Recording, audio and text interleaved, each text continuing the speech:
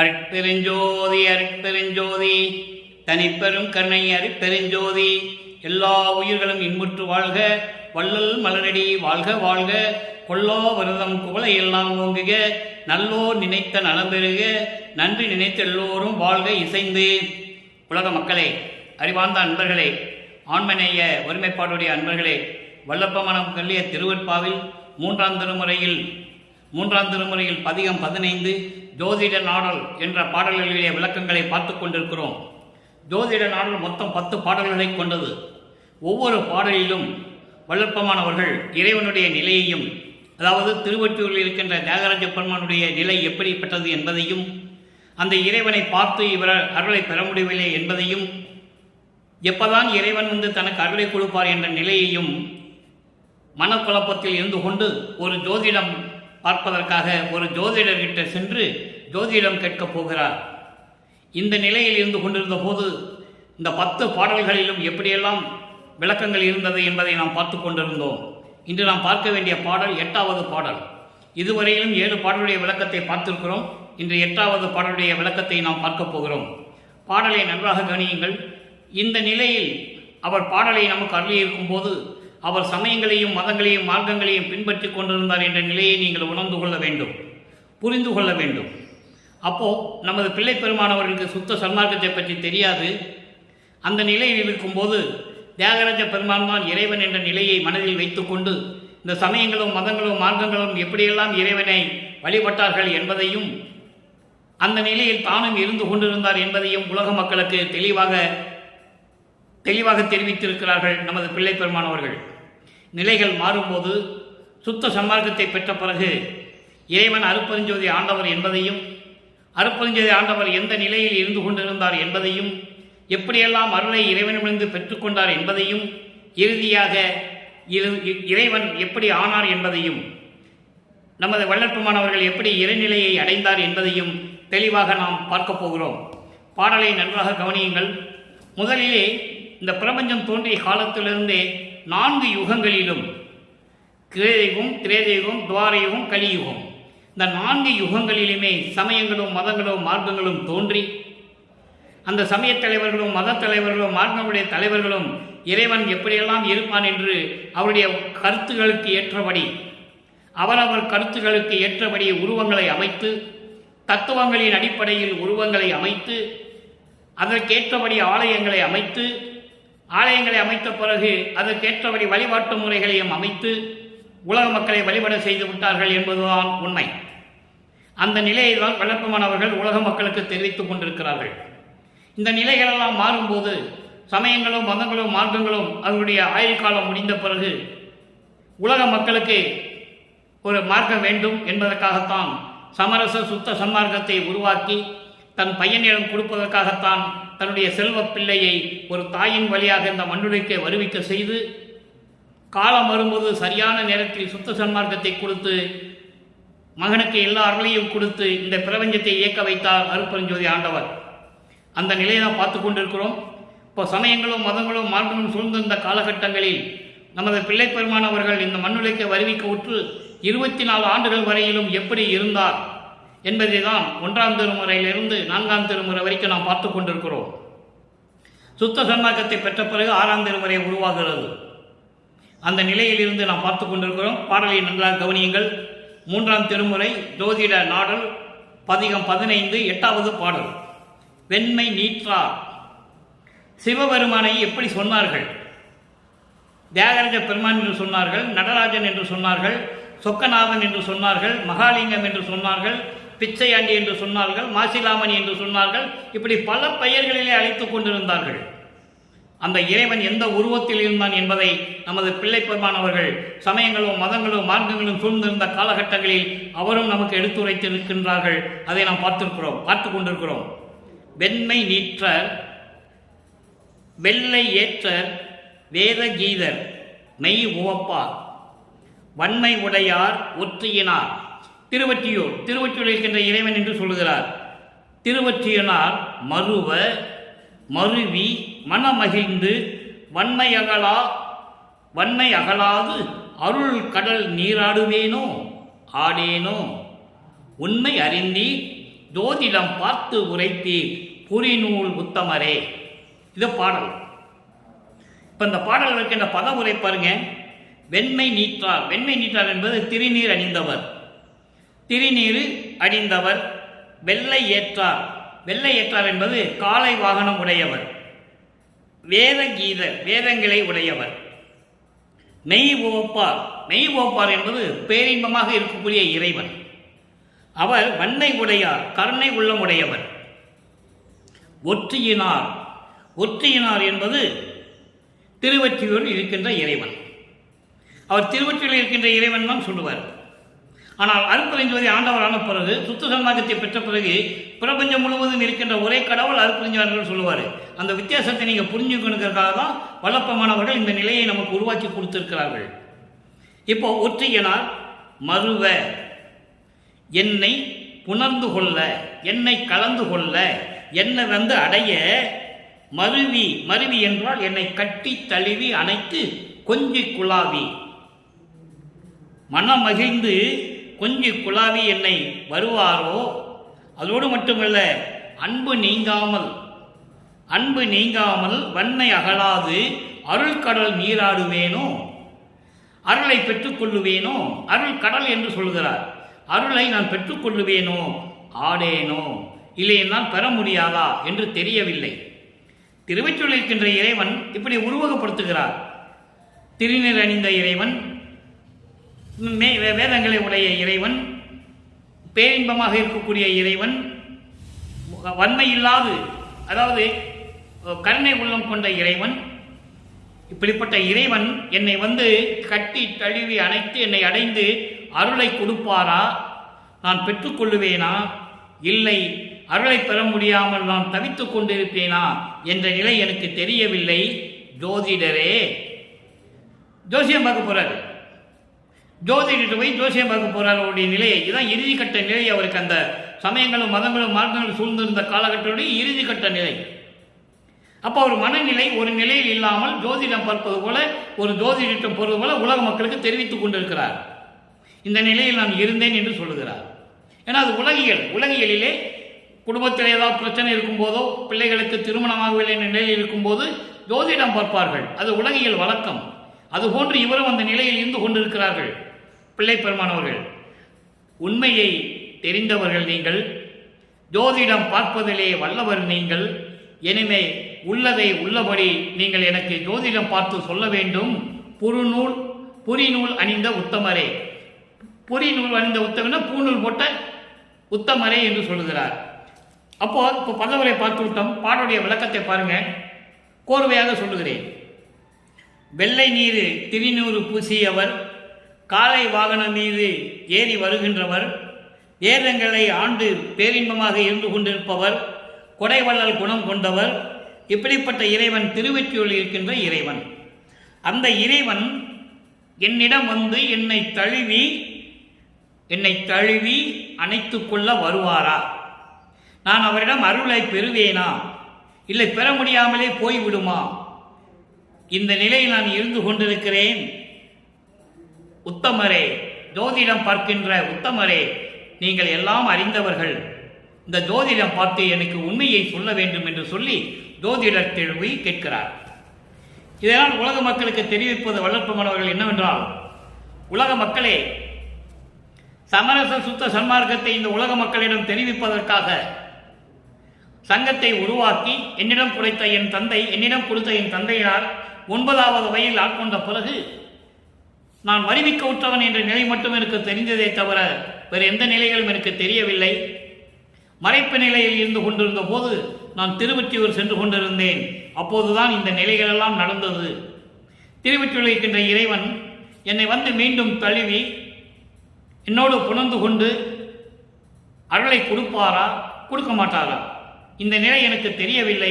எனவே இந்த நிலையை தெரிந்து கொள்வதற்காகத்தான் ஜோதிடம் பார்ப்பதற்காக ஒரு ஜோதிடரிடம் சென்று கொண்டிருந்தேன் என்று சொல்லி உலக மக்களுக்கு தெரிவிக்கிறார்.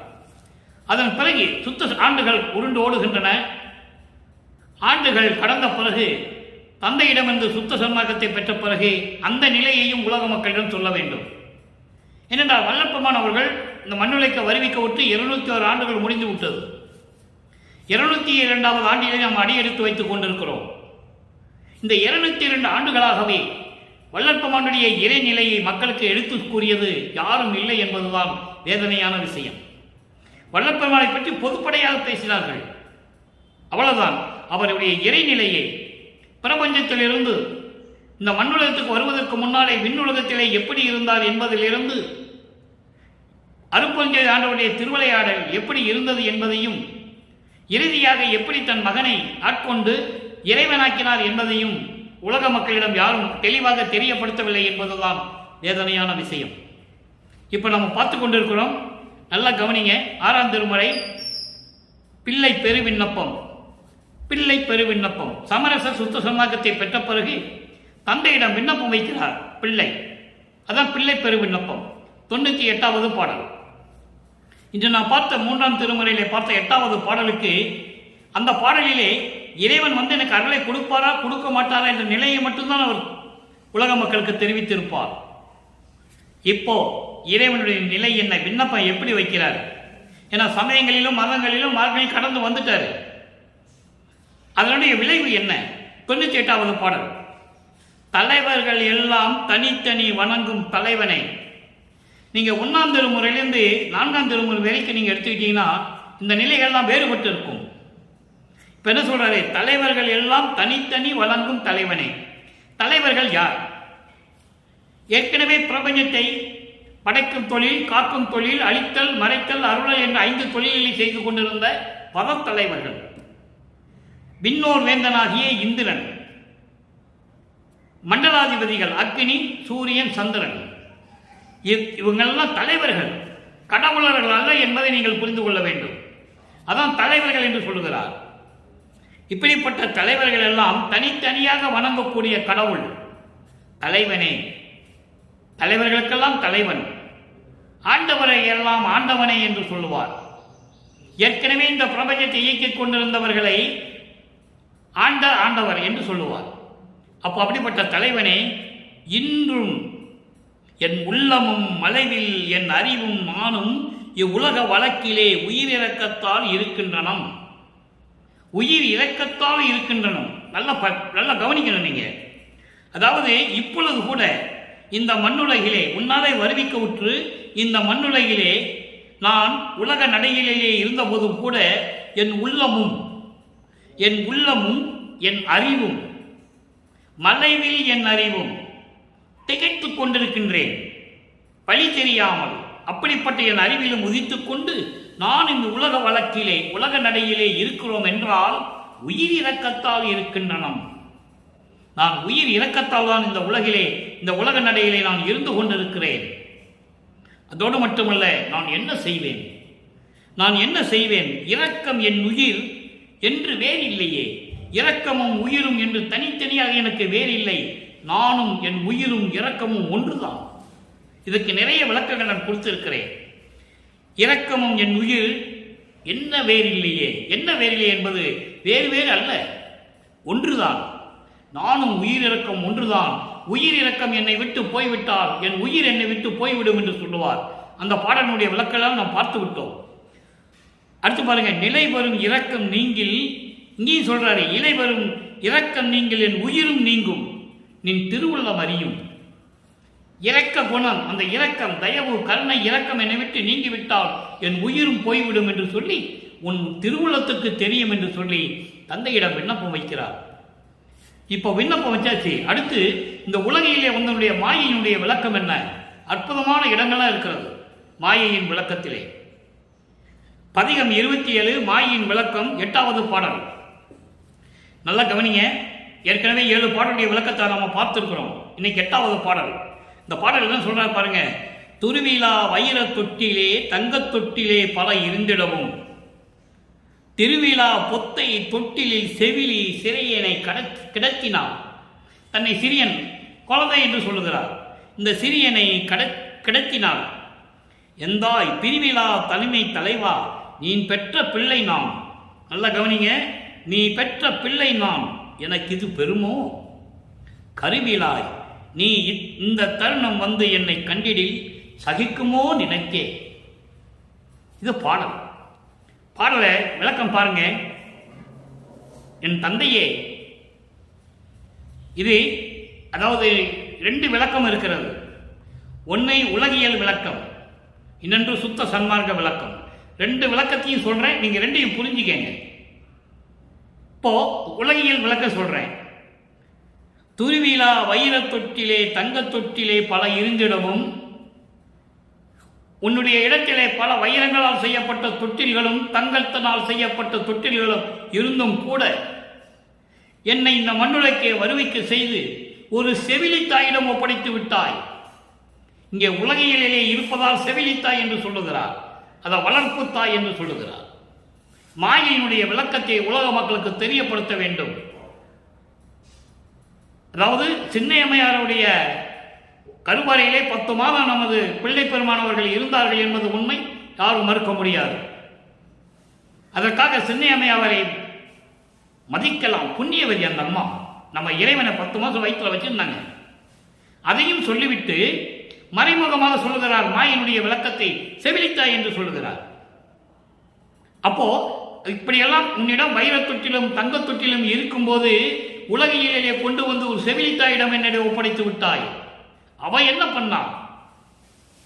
திருவிழா பொத்தை தொட்டில், பழைய கந்த துணியில் இருக்கின்ற ஓட்ட உடசலா இருக்கின்ற அந்த துணியில், கிழிஞ்ச துணியில தொட்டில் கட்டி என்னை அந்த தொட்டில போட்டு விட்டாள். அதோடு மட்டுமல்ல, பிரிவிழா என் தலைவா, நீ பெற்ற பிள்ளை, நான் இதுக்கு பொறுமோ? உங்ககிட்ட இத்தனை தொட்டில், தங்க தொட்டில், வைர தொட்டில் இருக்கும்போது என்னை பெத்தெடுத்து ஒரு செவிலித்தாய்கிட்ட உலகையில் வந்து கொடுத்துட்டேன். இதை மாயையின் விளக்கத்துக்காக சொல்லுகிறார். கொடுத்த பிறகு அந்த தாய் என்ன பண்ணா? கிழிஞ்ச துணியில தொட்டில் கட்டி என்னை போட்டா. இது உனக்கு தகுமா? நான் உன் பிள்ளை அல்லவா, எனக்கு பெற்ற தந்தை அல்லவா, என்னை பெற்ற தந்தை அல்லவா என்று சொல்லுகிறார். ஆனால் இதே சுத்த சன்மார்க்க விளக்கம். நல்லா கவனிங்க, இது உலகியல் விளக்கம். இதுவும் பொருந்தும். ஏன்னா அவர் உலகியல்ல ஒரு தாய்கிட்ட தானே உலகில் இருந்து தானே இருக்கிறார், இருந்து வந்தாரு. அது வேற விஷயம். இது சுத்த சன்மார்க்க விளக்கம் பாருங்க. துருவிழா வைர தொட்டிலே தங்க தொட்டிலே இருந்திடவும், உங்ககிட்ட வைர தொட்டில், திருவிழா என்பது ஞான தேகம் உடையது, வைர தொட்டில் என்பது பிரவண தேகம் உடையது, தங்க தொட்டில் என்பது சுத்த தேகம் உடையது. இப்படி சுத்த தேகமும் பிரவண தேகமும் ஞான தேகமும் உள்ள உன்னிடத்தில் இருந்து நான் வந்திருக்கேன். என் அந்த தேகத்திலே வைக்க விடாமல் இந்த மண்ணுலகிலே கொண்டு வந்து அழியும் இந்த மனித உடம்பில் விட்டு விட்டாயே. உன்னாலதான் இந்த உடம்பு நான் எடுத்தேன். எவ்வளவு அழகாக விளக்கம் இருக்கிறத நீங்க பார்க்கணும். பிரவண தேகம், சுத்த தேகம், ஞான தேகம் இருக்கும்போது நீ என்னை இந்த மண்ணுலக வருவிக்க செய்து அழியக்கூடிய இந்த மனித உடம்பை கொடுத்து விட்டாயே என்று சொல்லுகிறார். தந்தையிடம் சொல்லுகிறார், என்னுடைய அருமை அவங்களுக்கு தெரியாது இல்லையா? ஏற்கனவே ஒரு பாடல்ல பார்த்திருக்கோம். எனது அருமை நிலத்தில் அறிந்திலார் என்று சொல்லுவார். எனது அருமையை நிலத்தில் அறிந்திலார் என்று சொல்லுவார். விண்ணுலகத்திலோ மண்ணுலகத்திலோ அருமையை பற்றி யாருக்கும் தெரியாது என்று சொல்லுவார். அதை தான் இங்கேயும் சொல்லுகிறார். இப்படி தேகங்களாம் இருக்கும்போது என்னை கொண்டு வந்து ஒரு மண்ணுலகத்திலே ஒரு செவிலித்தாயிடம் கொடுத்து விட்டாயே. இது நியாயமா? இது தர்மமா? இது நீதியா? எனக்கு நீ தந்தை அல்லவா? இது உனக்கு தகுமா? எல்லாம் கேட்கிற. அப்புறம் சொல்றாரு, கருவிலாய் என்பது ஒரு பிறப்பும் இறப்பும் இல்லாதவன், அதாவது ஒரு கருவிலே உருவாகாதவன். யாரு? அருட்பெருஞ்சோதி ஆண்டவர் ஒரு பாடலிலே சொல்லுவார், தாய் வயிற்றில் முளைக்காதவன் என்று சொல்லுவார். தாயில் வயிற்றில் முளைக்காதவன் என்று சொல்லுவார். அப்போ ஒரு தாயிடமிருந்து அவன் பிறக்கவில்லை. அருட்பெருஞ்சோதி ஆண்டவர் அதே போன்றுதானே என்னை நீ கொண்டிருந்திருக்க வேண்டும். ஏன் ஒரு தாய் வழியாக வருவிக்க வைத்தாய் கேட்கிறார். நீ இப்படி இருக்க போய் தான் மனித உடம்பு எடுத்தான் என்று சொல்லுகிறார்கள். பாடலில் இருக்கிறது, மகாதேவமாலையில் இருக்கிறது. அற்புதமாக இருக்கும். அன்பர்களே, இங்கே நான் வள்ளலார் ஊழியன் கூறுவது எனது சொந்த கருத்தல்ல, திருவிற்பாவில் கண்ட உண்மை. எல்லாவற்றுக்கும் விளக்கம் உண்டு, யாரும் மறுக்க முடியாது. விளக்கம் வேணால் கேட்கலாம், மறுக்க முடியாது. அந்த நிலையில் இருந்து கொண்டிருந்தவர் வளர்ப்புமானவர்கள். நீ மட்டும் சுயமாக தோன்றிவிட்டாய், ஆதியும் அந்தமில்லாமல் தோன்றினாய். மற்ற பதத்தலைவர்களெல்லாம் சில பேரை உன்னுடைய சக்தியால் கொண்டு வந்தாய், என்னை மட்டும் ஏன் ஒரு தாயின் வயிற்றிலிருந்து கொண்டு வந்தாய் என்று சொல்கிறார். கருவிலாய்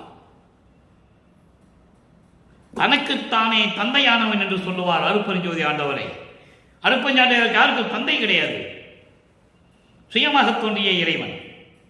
அந்த நிலையில் இருக்கின்ற இறைவனே, இந்த தருணம் வந்து நீ இதை கண்டிடில், இதனை பார்த்து எனக்கு அருளை கொடுக்காவிட்டால் சகிக்குமோ உனக்கு? உனக்கு நீ சகிச்சுக்கிட்டு தான் இருக்கியா நீ? இது தந்தைக்கு அழகா என்று கேட்டு மாயையினுடைய விளக்கத்தை நிறைவு செய்கிறார் வல்லப்பமானவர்கள். சரி, இப்போ ஐயா கிட்ட அப்பா கிட்ட விண்ணப்பம் வச்சாச்சு. தான் ஏன் இந்த மண்ணுலகத்துக்கு வந்தார் மாயையுடைய விளக்கத்தை உலக மக்களுக்கு சொல்லியாச்சு. நானா வரல, அவன் அனுப்புனா நான் வந்தேன், அவ்வளவுதான். நானா ஒன்று இங்கே வரல, நானா சமயங்களிலும் மதங்களிலும் மார்க்கங்களில் நானா இல்லை. இருக்க சொன்னா இருந்தேன், எங்கள் அப்பா இருக்க சொன்னா இருந்தேன். அதெல்லாம் பாடல் விளக்கமாக சொல்லியாச்சு.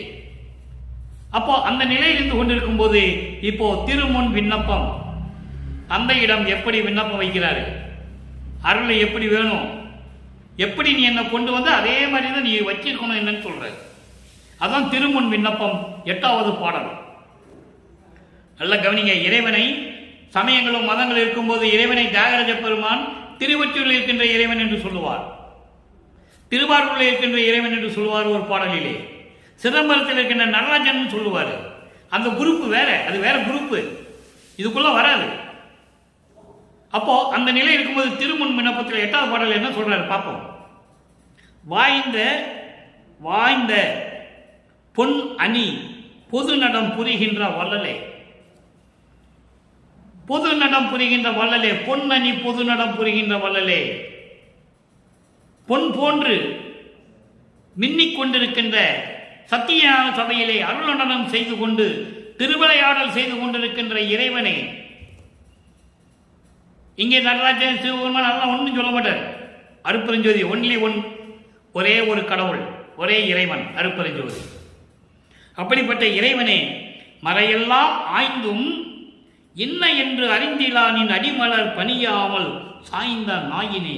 இது ஒரே வரி, அது பொருள் பாருங்க. அதாவது பொன் போன்று ஒளிந்து கொண்டிருக்கின்ற, ஒளிர்ந்துன்னா மின்னிக் கொண்டிருக்கின்ற சத்தியஞான சபையிலே திருவிளையாடல் செய்து கொண்டு அருளாட்சி செய்து கொண்டிருக்கின்ற எனது தந்தையே இறைவனே, வேதங்கள் எல்லாம் உன்னை பார்க்க முடியாமல், தேடியும் பார்க்க முடியாமல், மறைகள் எல்லாம் ஆய்ந்தும், ரிக்வேதம், யசுர்வேதம், சாமவேதம், அதர்வன வேதம் 4 வேதங்களும் தேடியும் உன்னை கண்டுபிடிக்க முடியவில்லை என்று சொல்லுவார். நிறைய பாடல்களிலே உண்டு, நிறைய பாடல்களிலே உண்டு. பல தலைவர்கள் வேதங்களும் பார்க்க முடியவில்லை என்று இருந்து அப்படிப்பட்ட திருவழியை நான் நினைக்காது வணங்காது சமயங்களிலும் மதங்களிலும் மார்க்கங்களிலும் இருந்தேனே, இந்த நாய் தன்னை தாழ்த்தி கொள்ளுகிறார். அப்படிப்பட்ட நான் உன்னுடைய திருவடியை நினைத்துக் கொண்டாமல் இருந்து கொண்டிருந்த நான் உன் செவிக்கு ஒரு விண்ணப்பம் வைக்கிறேன், அதை கேட்டு எனக்கு நீ அருள் செய்ய வேண்டும். எப்படி அருள் செய்ய வேண்டும்? நல்ல கவனிங்க. இந்த உடல் இம்மையே, நான் ஏற்கனவே சொன்னது போல உன்னால்தானே மனித உடம்பு எடுத்தேன் என்று திருவிற்பாவிலே பல இடங்களிலே கூறுவார். அதை இங்கேயும் சொல்றாரு. இந்த உடல் இம்மையே திருவருள் இயல் உடல் உருமாவே. இதற்கு விளக்கம் பாருங்க. இதற்கு விளக்கம் சொல்லணும்னா 1 மாசம் சொல்லலாம், நமக்கு அவ்வளவு நேரம் பற்றல. சுருக்கமாக சொல்லுகிறேன். உன்னால் எடுக்கப்பட்ட இந்த மனித உடம்பு இந்த மண்ணுலகிற்கு எனக்கு வருவிக்க செய்து ஒரு தாயின் வழியாக உன்னால் உருவாக்கப்பட்ட இந்த மனித உடம்பு, அதான் இந்த உடல். அதுக்கு விளக்கம், நூல் விளக்கம், உலகியல் விளக்கம் என்னவாக இருக்கலாம், கவலை இல்லை. சுத்த சன்மார்க்க விளக்கம், இறைவன் எனக்கு அறிவுறுத்திய விளக்கம். இந்த உடல், உன்னாலே இந்த மண்ணுலகிலே ஒரு மனித உடம்பு எடுத்தேனே, இந்த உடம்பு எப்படி உடம்பாகணும் கவனிங்க.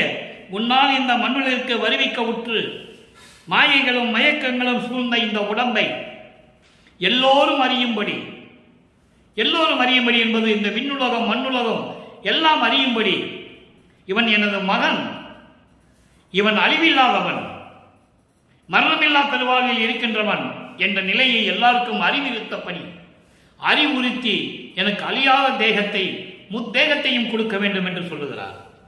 சுத்த தேகம், புராண தேகம், ஞான தேகம். அதான் திருவருள் இயல் உடல் உருமாறே.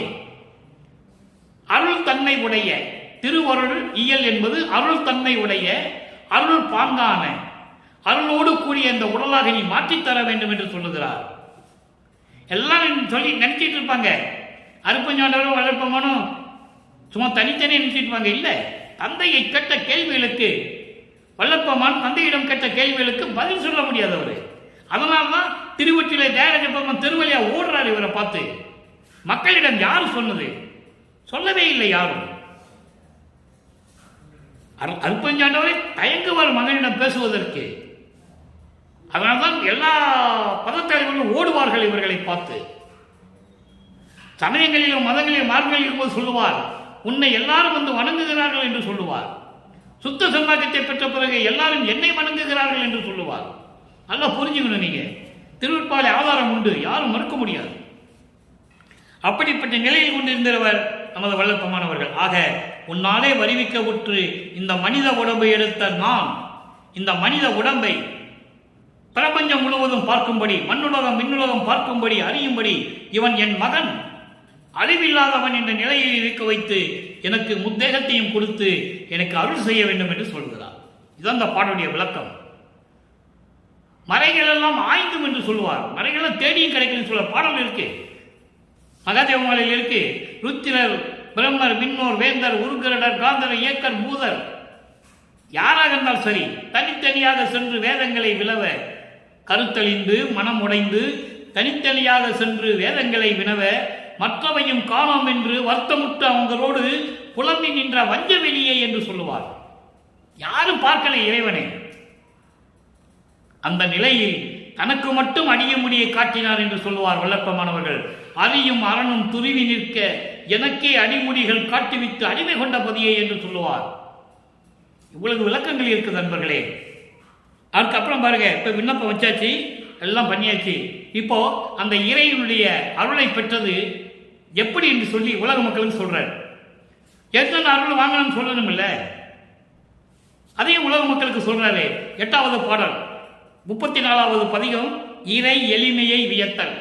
இறைவன் கொடுத்த அருளை ரொம்ப எளிமையாக, அப்படிப்பட்ட ஒரு அபூர்வங்களை எளிமையாக சொல்லுகிறார் வல்லப்பமானவர்கள்.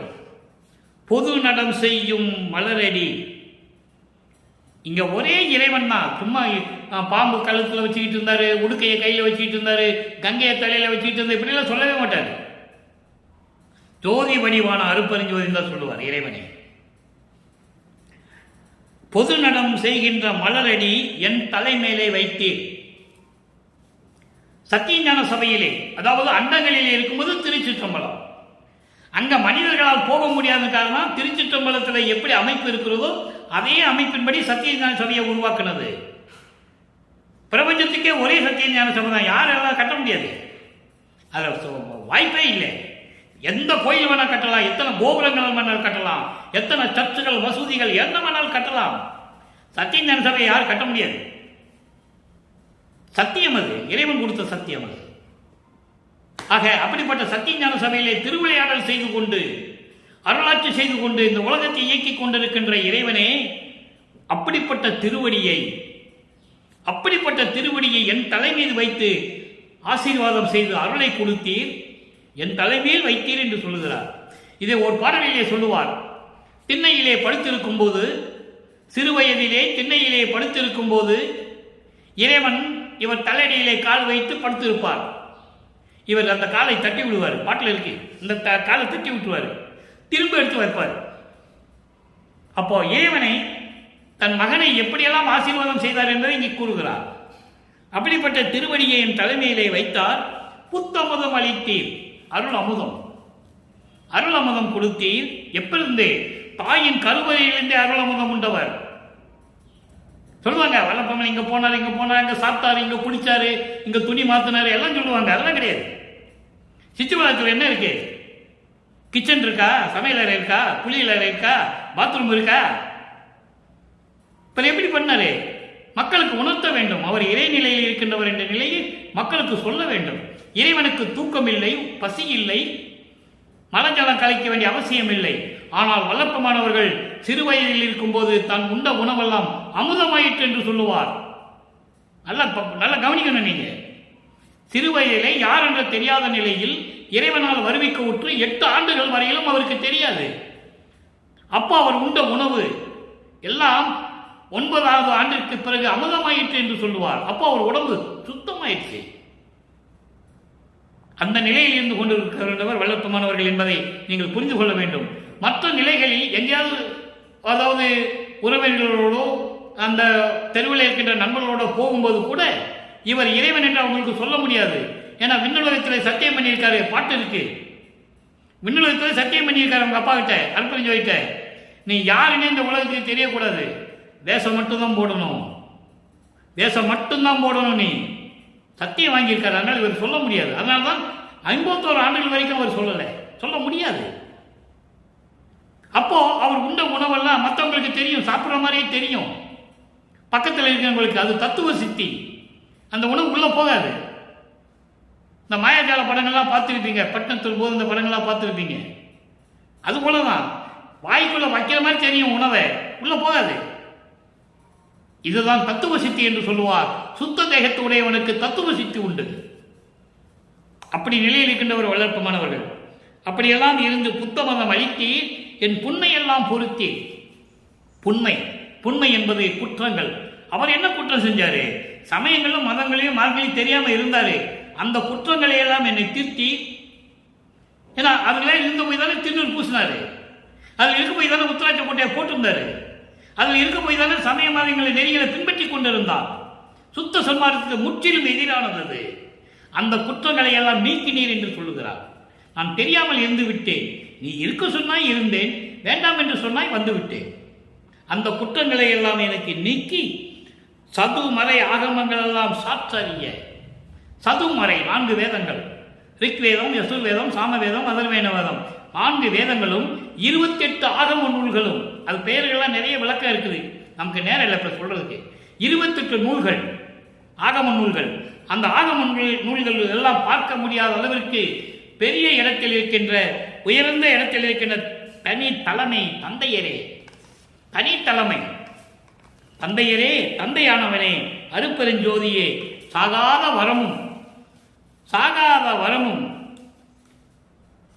வரமும் எனக்கு கொடுத்து விட்டாய் என்று சொல்லுகிறார். எது நினைத்தேன், நினைத்தாங்க அது புரியும் திறமும் இன்ப அனுபவ நிலையும் எனக்கு அருள்வதற்காகவே இத்தருணம் என்றேன். சாகா வரத்தையும் நான் என்னென்ன நினைச்சனோ எல்லா வரங்களை கொடுப்பதற்கும் இதுதான் சரியான நேரம் என்று நான் கருதுகின்றேன், நினைக்கின்றேன். அதனால் அந்த பேரின்ப நிலையை கொடுப்பதற்காக, அருளை கொடுப்பதற்காக இது தருணம் என்றேன். என் தந்தையிடம் சொன்னேன். உலக மக்களே, என் தந்தையிடம் சொன்னேன். நான் சொல்லுவதற்கு முன்னாலேயே, சொல்லி முடிவதற்கு முன்னாலேயே தந்தை என் முன் வந்து நின்று நான் என்னென்ன நினைத்தனோ அப்படியெல்லாம் கொடுத்து விட்டார். முடிஞ்சு போச்சா? ஒரே வரியில முடிச்சிட்டாரு. நான் என்னென்ன நினைச்சனோ நீ எனக்கு வந்து தரணும், சாகாவரத்தை தரணும் அப்படியெல்லாம் சொல்லுவதற்கு முன்னாலேயே நான் சொல்லிக்கிட்டே இருக்கேன், வாய் மூடல. அதுக்குள்ள வந்துட்டாரு. அதுக்குள்ள வந்து எனக்கு எல்லாத்தையும் கொடுத்துட்டாருன்னு சொல்றாரு. அன்பு இருந்தவாறே. ரைட், இப்ப எல்லாம் முடிஞ்சு போச்சு. அடுத்து இவ்வளவு அருளையும் பெற்றவர்களுடைய பாக்கியம் எப்படி இருக்கும்? பெறா பேரு. தலைப்பு பேரே பெறா பேரு. 51வது பதிகம், 6ஆம் திருமுறை, 8வது பாடல். நல்ல கவனிங்க. ஆடக பொற்றவை நடுவே, ஆடக பொற்றவை நடுவே நாடகம் செய்து அருளும் அம்மே, என் அப்பா, என் ஐயா, என் அரசே. முதல்ல 2 வரிக்கா பார்ப்போம் விளக்கம். ஆடக பொற்றவை நடுவே. ஆடக பொற்றவை நடுவே என்றால் பொற்றவை, பொன்னால் ஆன பொற்றவை. ஆடகம் என்பது பொன். அப்படி பொன்னால் ஆன அந்த பொற்றவையினுடைய நடுவில் இருந்து கொண்டு திருவிளையாடல் செய்து கொண்டு அருள் நடனம் செய்து கொண்டு அருளாட்சி செய்து கொண்டிருக்கின்ற என் தந்தையே, என் அம்மையே, என் அம்மா, என் ஐயா, என் அப்பா, என் அரசே, ஏடகத்தே எழுதாத, எந்த விதத்திலையும் எழுத முடியாத அளவிற்கு, ஏடகம் என்றால் புத்தக வடிவிலே இருக்கின்ற ஒரு ஏடுகள், எழுதுகின்ற, அதான் நோட்புக்குன்னு சொல்லுவாங்கல்ல, அந்த மாதிரி அதை எழுத முடியாது, எதையும் எழுத முடியாது. ஏடகத்தே எழுதாத மறைகள் எல்லாம் கழித்தே என் உள்ளத்தே எழுதிவித்த என் உரிமை பதியே. வேதங்கள் எல்லாம் அந்த விளக்கங்களை எல்லாம் எழுத முடியாது, சொல்ல முடியாது. அப்படிப்பட்ட விளக்கங்களை எல்லாம் என் உள்ளத்திலே பதிய வைத்து அந்த விளக்கங்களை எல்லாம் எனக்கு உணர்த்தி எனக்கு அருளிய என் உரிமை பதியே, என்னுடைய உரிமை தந்தையே என்று சொல்லுகிறார். பதி என்றால் கடவுள் தான், ஆனால் இவருக்கு தந்தை. என் உரிமை கடவுளே, என் உரிமை பதியே, பாடகக்கால் மடந்தையரும், நல்ல கவனிங்க, பாடகக்கால் மடந்தையரும் மைந்தரும் சன்மார்க்க பயன் பெற நல் அருள் அளித்த பரம்பரனே, நல் அளித்த பரம்பரனே.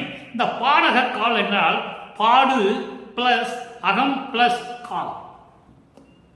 பாடு என்றால் துன்பங்கள்.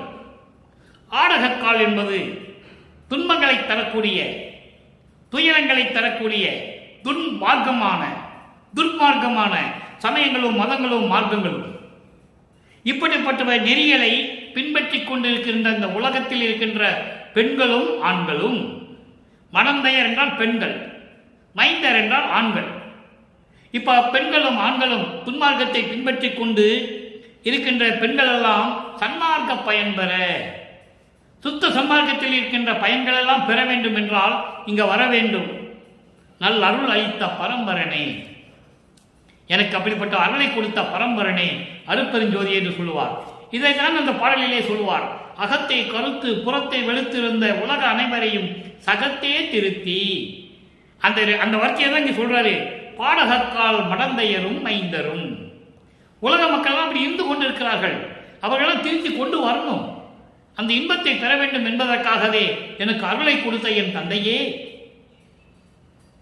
அடுத்து, மாயை காடகத்தை வளம் செறிந்த நாடகமா புரிந்த கருணையனே. மாயை காடகம், காடகம் என்பது காடு, வனம், பயங்கரமான காடு, இருள் சூழ்ந்த காடு. மாயை என்னும் காட்டை கடக்க வைத்து, மாயை என்னும் காட்டை அந்த துன்பத்தில் இருந்து என்னை நீக்கி கொண்டு வந்து வளம் செறிந்த நாடகமா புரிந்த வளம் செறிந்த நிலை சுத்த சன்மார்க்கத்தை கொடுத்து, மாயைகளும் மயக்கமும் இல்லாத ஒரு நிலையான சுத்த சன்மார்க்கத்தை கொடுத்து, அதை இங்கே சொல்றது வளம் செறிந்த நாடகம் என்று சொல்லுகிறார். வளம் செறிந்த நாடகம். அப்படிப்பட்ட இந்த உலகத்திலே சுத்த சன்மார்க்கத்தை கொடுத்து எனக்கு அருள் செய்த கருணையனே, அருட்பெருஞ்சோதியே, சிற்றபையில் கனிந்த நறுங்கனையே.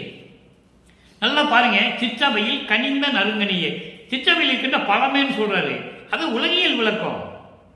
சிற்றபையில் கனிந்த நறுங்கனியே, சிற்றபையில் அருள் செய்து கொண்டிருக்கின்ற, பேரின்பமாக இருக்க கொண்டிருக்கின்ற அருட்பெருஞ்சோதியே என்று சொல்லுகிறார். ஆக மாயை என்னும் காட்டை கடக்க வைத்து சுத்த சன்மார்க்கம் என்ற ஒரு நிலையை கொடுத்து, எல்லா அருளையும் கொடுத்து, துன்மார்க்கத்தில் இருக்கக்கூடிய ஆண்களும் பெண்களும் இந்த உலக மக்களும் எல்லாருமே அதையெல்லாம் விட்டுவிட்டு சுத்த சன்மார்க்கத்திற்கு வர வேண்டி எனக்கு அருளை கொடுத்து அவர்களெல்லாம் இன்பமாக வாழ வேண்டும் என்பதற்காகவே என்னை இந்த யுகத்திற்கு, இந்த கலியுகத்திற்கு, கலியுகத்தினுடைய கடைசி கட்டம், கலியுகம் முடிந்து விட்டது. இப்போ நம்ம ஒளி யுகத்தில் இருக்கணும்னு சொல்ற வளர்ப்புமான். ஒளி யுகம் சுத்த சன்மார்க்க காலத்தில் இருந்து கொண்டிருக்கிறோம். ஆக இந்த நிலைகளெல்லாம் கொடுத்து என்னை எல்லாரையும் கொடுத்து விட்டாயே என் தந்தையே, சிற்றமையில் விளங்கிக் கொண்டிருக்கின்ற என் ஐயனே, என் தந்தையை என்று சொல்லுகிறார். ஆக அன்பர்களே, வல்லப்பமானவர்கள் வருவிக்க உற்று 24 ஆண்டுகள் வரையிலும், 24 ஆண்டு என்பது 24, 51 ஆண்டுகளை 8 பிரிக்கிறார். அருட்பெருஞ்சாண்டவர் திருவிளையாடல் 1823ஆம் ஆண்டு தொடங்குகிறது. அருட்பெருஞ்சோதி ஆண்டவருடைய திருவிளையாடல் 1871 முடிகிறது. அப்ப இந்த 51 ஆண்டுகளையும் 8 பிரித்து தன் மகனுக்கு அருளை கொடுக்கிறார். அதை தான் நம்ம 1ஆம் திருமுறையிலிருந்து இப்போ பார்த்துக்கிட்டு வரோம். இப்போ 3ஆம் திருமுறையில் இருக்கிறோம். இன்னும் 1ஆம் திருமுறைக்கு 2ஆம் திருமுறைக்கு இன்னும் நம்ம உள்ள போகல. இனிமேல் தான் அது போக போறோம் இந்த பதிவு முடிஞ்ச உடனே. அப்போ 8 பிரிக்கும் போது 24 ஆண்டுகள் வரைக்கும் என்ன நடந்தது என்றுதான் 3 திருமுறையிலையும் வளர்ப்பவன் கூறுகிறார். இதான் கான்செப்ட். திருவருட்பாவுடைய நோக்கம் உலக மக்களுக்கு தெரியப்படுத்த வேண்டும். 24 ஆண்டுகள் வரைக்கும் பிள்ளை பெருமானவர்கள் எப்படி இருந்தார் என்பதை உலக மக்களுக்கு தெரிவிக்கிறார். அதன் பிறகு 4ஆம் திருமுறை, அது 4வது 8, 5வது 8 தான் பூரணமான சுத்த சன்மார்க்கம். அதெல்லாம் நம்ம பார்க்கலாம் போறோம். அப்ப இந்த நிலை இருந்து கொண்டு இப்படியெல்லாம் இருந்த நான் இறைவனால் ஆட்கொள்ளப்பட்டு இப்படி நிலைகளை அடைந்து நான் இறைவனாகிவிட்டேன் என்று சொல்லுகிறார். அடுத்தட்டு பாருங்க, சின்ன பதிகம் 64 திருவுந்தியார். இந்த பதியத்தில் 3 வரி தான் ஒவ்வொரு பாடலும். ஆனால் அற்புதமான பாடல்கள் இருக்கின்றன. பிரபஞ்சத்தின் உண்மைகள் அங்கே புதைந்து கிடக்கின்றன. பிரபஞ்சத்தின் உண்மைகளை 3 வரியில் சொல்றாரு. அது சுத்த சன்மார்க்க விளக்கம் கொடுக்கணும். இறைவன் தயவும் கருணை இருந்தாலும் கொடுக்க முடியும். நூல் விளக்கத்தெல்லாம் விளக்கம் வராது. இப்போ அந்த உதாரணத்துக்கு சொல்றேன். எந்தையை கண்டேன் இடரெல்லாம் நீங்கினேன். இது முதல் வரி. தந்தையை கண்டேன், தந்தையை பார்த்தேன், துன்பமெல்லாம் போயிடுச்சு. இது நூல் விளக்கம், உலகியல் விளக்கம். ஆனால் சுத்த சன்மார்க்க விளக்கம் என்ன? என் தந்தையை கண்டேன். எப்ப கண்டேன் சொல்லணும்ல, எப்ப சொல்லணும்ல, எப்படி கண்டேன்னு சொல்லணும், இடரெல்லாம் எப்படி நீங்கிச்சுன்னு சொல்லணும். அப்ப அந்த பிரபஞ்சத்தின் இன்னும் மறைஞ்சிருக்கு, அதை வெளிப்படையாக சொல்லணும்னா சுத்த சன்மார்க்க விளக்கம் தான் சொல்ல முடியும். அருட்பெருஞ்சாண்டவரையும் வல்லற்பமானையும் இறைவனாக ஏற்றுக்கொண்டால் தான் சொல்ல முடியும். எல்லாம் சொல்ல முடியாது, யாராலையும் சொல்ல முடியாது. என் தந்தையை கண்டேன். எப்ப கண்டேன்? 3 நிலைகளில் கண்டார். ஒரு தாயின் வயிற்றிலே கருவறையில் இருக்கும்போது தந்தையை கண்டார். அதன் பிறகு 9வது ஆண்டிலே ஆட்கொண்ட பிறகு தந்தையை கண்டார். அதன் பிறகு 33வது ஆண்டிலே வருவிக்க உற்று 33வது ஆண்டிலே சுத்த சன்மார்க்கத்தை பெற்ற பிறகுதான் தந்தையை பரிபூரணமாக கண்டார். அதான் இங்க சொல்றேன். பரிபூர்ணமாக தன் தந்தையை கண்டு அருளை பெற்றது 33வது ஆண்டிலே. இந்த உண்மைகள் எல்லாம் திருவற்பாவையில் இருக்கிறது, யாரும் மறுக்க முடியாது. அப்போ அந்த நிலையில் பார்த்த பிறகு, அந்த நிலையில் என் தந்தையை பார்த்த பிறகு சுத்த சன்மார்க்கத்தை பெற்றுக்கொண்டேன். பெரிய சிவ அனுபவத்தால் சுத்த சன்மார்க்கம் பெற்றேன், இரவாமை உற்றேன் கான் தோழி என்று சொல்லுவார். அனுபவ மாலையிலே சொல்லுவார். அற்புதமான இடங்கள்லாம் இருக்கு. சுத்த சன்மார்க்கத்தை எப்போ வாங்கினாரு? சாகாவரத்தை எப்போ வாங்கினாரு? ஏமா சிட்டியை எப்போ வாங்கினாரு? தத்துவங்களை எப்போ கடந்தாரு? எல்லாம் இருக்கு, விளக்கங்கள் இருக்கு. நம்ம இனிமேல் அதை தான் பார்க்க போறோம். அப்போ சுத்த சன்மார்க்கத்தை பெற்ற பிறகு இறைவனை பரிபூர்ணமாக கண்டு கொண்டார். அவர்தான் என் தந்தை. என் தந்தையை கண்டுகொண்டேன், இடரெல்லாம் நீங்கினேன். அவருக்கு என்ன துன்பம் இருந்தது? நல்லா யோசிச்சு பாருங்க. இறைவனுக்கு என்ன துன்பம்? ஒன்றும் கிடையாது. இறைவன் தந்தையினுடைய திருவிளையாடல் நடந்து கொண்டிருந்தது. சமயங்களிலும் மதங்களிலும் மார்க்கங்களில் இருந்த போது ஏற்பட்ட துன்பங்கள், மனக்கவலைகள், ஏளன பேச்சுகள், கிண்டல்கள், கேலி பேச்சுக்கள், எல்லாத்தையும் மானம் போன வழியெல்லாம் விடுத்தேன் என்று சொல்லுவார். அவ்வளவு அவமானப்பட்டிருக்கிறேன் என்று சொல்லுவார். யாரால்? உன்னால். தந்தையை பார்த்து சொல்வார், உன்னால் எனக்கு மானமே போச்சுன்னு சொல்லுவார். ஆமா, அப்படிப்பட்ட நிலைகளெல்லாம் கடந்து வந்து எல்லா இடர்களையும் நீங்கிவிட்டேன். சிந்தை மகிழ்ந்தேன், பேரின்பமாக இருக்கிறேன். இறைவனுக்கு எப்படி பேரின்பம் இருக்குமோ அந்த பேரின்பத்தில் நான் இருந்து கொண்டிருக்கிறேன் என்று உந்திப்பற. உந்தி என்பது காற்றில் இருக்கின்ற ஒரு சக்தி. அதுக்கு நிறைய விளக்கங்கள் நான் கொடுத்துருக்கேன், சுருக்கமாக சொல்றேன், நமக்கு நேரம் இல்லை. உந்தி என்பது காற்றிலே உந்துகின்ற ஒரு சக்தி. ஒரு காகிதத்தை தூக்கி போடுங்க, ஒரு தூசியை தூக்கி போடுங்க, பறக்கும். அப்ப அந்த காற்றுக்கு உந்துற சக்தி இருக்கு. அது அருவமானது, அதுக்கு உருவம் இல்லை. உடம்பிலை பட்டாதான், காற்று உடம்பிலை பட்டாதான், நமக்கு உணர்வு பட்டாதான் அது காற்றுன்னு நமக்கு தெரியும், இல்லைன்னு தெரியாது. அப்படிப்பட்ட நிலை இருக்கும்போது அந்த உந்திக்கிட்ட சொல்றாரு, உந்திப்பற நீ போய் பிரபஞ்சத்தில் சொல்லு. மக்கள்கிட்ட நான் எவ்வளவு சொல்லி பார்த்துட்டேன், ஒருத்தனு கேட்கிற மாதிரி இல்லைன்ட்டு, ஒரு ஆள் கூட கேட்கிற மாதிரி இல்லை, நீ போய் சொல்லுன்ட்ட. அதன் பிறகு சித்திகள் பெற்றேன் என்று உந்திப்பற. நல்லா கவனிக்கணும், இதனுடைய விளக்கம் நிறைய இருக்கு. ஆனால் சுருக்கமா சொல்றேன். சித்திகள் பெற்றேன். என்ன சித்திகள் பெற்றார்? உலகில் சொல்ற வேற சித்திகள் வேற. சித்திகள் 3 வகைப்படும். கர்ம சித்தி, யோக சித்தி, அதை முடிஞ்சு ஞான சித்தி. அப்போ எல்லா சித்திகளையும் நான் பெற்றுக்கொண்டேன் என்று சொல்லுகிறார். கர்ம சித்தி என்பது 3.25 வருஷம் தான் நிற்கும். யோக சித்தி 108 வருஷம் தான் நிற்கும். இதையெல்லாம் தாண்டி ஞான சித்தி தான் நிலையாக இருக்கக்கூடியது. அது அதனுடைய விளக்கத்தை நாளைக்கு நம்ம பார்க்க போறோம். நாளைக்கு ஒரு பாடல்ல வருது. அப்போ இப்படிப்பட்ட சித்திகளை பெற்றுக்கொண்டேன் என்று சொல்லுகிறார். எப்படி? மூவகை சித்தி சொல்லுவாரு, அகவல்ல சொல்லுவாரு, மூவகை சித்தியின் முடிவுகள் முழுவதும். நல்லா கவனிக்கணும். மூவகை சித்திகள் முடிவுகள் முழுவதும் ஆவகை எனக்கு அருள் அருட்பெருஞ்சோதி. எல்லா சித்திகள் முடிவுகளும் இருக்கு, நீ சொல்லி ஆகணும். அதான் சொல்லுவாரு, முத்தி என்பது நிலை, முந்து உரு சாதனம், அத்தகை என்ற அருட்பெருஞ்சோதி. முத்தி என்பது ஒரு நிலை தான், அதுக்கு மேல ஒரு நிலை இருக்கிறது. பின்னாலேயே சொல்லுவாரு, சித்தி என்பது நிலை சேர்ந்த அனுபவம், அத்திரல் என்ற அனுப்பெருஞ்சோதி. அங்க அத்தகு என்று சொல்லுவார், இங்க அத்திரல் என்று சொல்லுவார். நிறைய விளக்கங்கள் இருக்கிறது. இந்த அத்தகு அத்திரலுக்கு ஒரு மாசம் விளக்கம் சொல்லலாம், அவ்வளவு விளக்கங்கள் இருக்கு திருவருட்பாவுல. சித்தி என்பது இறைவனுடைய அனுபவ நிலை, இறைவனாகின்ற நிலை, கடவுள் நிலை அறிந்த அம்மையமான நிலை, அதுதான் சித்தி நிலை. அதான் இங்க சொல்றாரு, சித்திகள் பெற்றேன். உடனே நீங்க சித்திகள்னா சித்தர்கிட்ட போயிடக்கூடாது, சித்தர்கிட்ட எல்லாம் போயிடக்கூடாது, நடராஜன் சூவர்வன் இந்த மாதிரி ஆளுகிட்ட எல்லாம் நீ போயிடக்கூடாது. இது அருட்பெருஞ்சோதி, எல்லா சித்திகளையும் பெற்றவர், அவங்களுக்கு அருள் உண்டு. அருட்பெருஞ்சோதி ஆண்டார்கள் உருவாக்கப்பட்ட பதத்தலைவர்கள், அவ்வளவுதான். அப்போ எந்த நிலையில் இருந்து கொண்டு சித்தியெல்லாம் பெற்றேன் என்று உந்திப்பறை என்று சொல்லி இந்த பாடலோடு நமக்கு விளக்கம் அடுத்திருக்கார்கள் வல்லப்பமானவர்கள் என்பதை நீங்கள் புரிந்து கொள்ள வேண்டும். எனவே அன்பர்களே, அப்படிப்பட்ட இறைவனை அருட்பெருஞ்சோதி அருட்பெருஞ்சோதி தனிப்பெருங்கனை அருட்பெருஞ்சோதி மகாமந்திரத்தை உச்சரித்து சுத்த சன்மார்க்கத்தை பின்பற்றி எந்த உருவ வழிபாடும் இல்லாமல் சமயங்களும் மதங்களும் மார்க்கங்களும் இல்லாத நிலையில் இருந்து கொண்டு இறைவனை வணங்கி இறைவனுடைய அருளையும் செல்வங்களையும் எல்லாம் பெற்றுக்கொண்டு இந்த வையகத்திலே நீங்கள் வாழ்வாங்க வாழ வேண்டும், நோயற்ற வாழ்வில் வாழ வேண்டும் என்று இறைவனுடைய தயவாலையும் கருணையாலையும் வாழ்த்தி இந்த வள்ளலார் ஊழியன் விடைபெறுகிறேன். மீண்டும் நாளை சந்திப்போம். நன்றி, வணக்கம்.